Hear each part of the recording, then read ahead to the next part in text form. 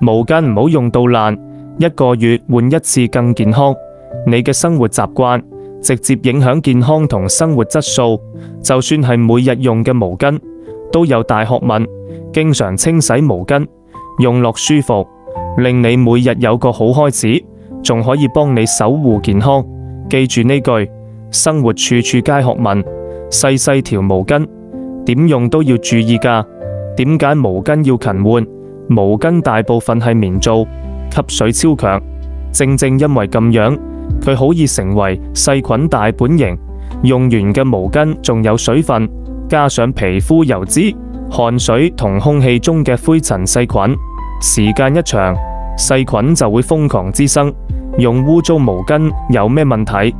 越抹越污糟，用同一條毛巾抹面又抹身，唔單止清潔唔到，細菌抹唔走，停留喺皮膚上，仲可能塞毛孔，甚至引致感染。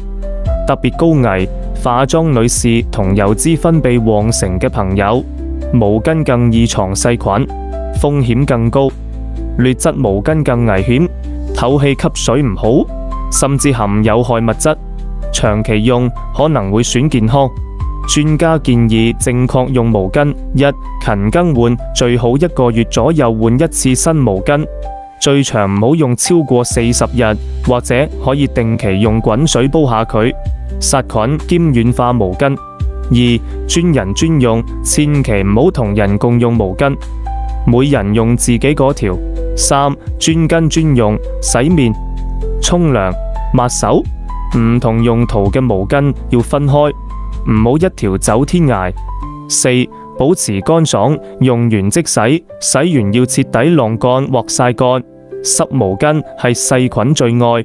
溫馨提示：夏天又熱又濕，毛巾好易變細菌樂園。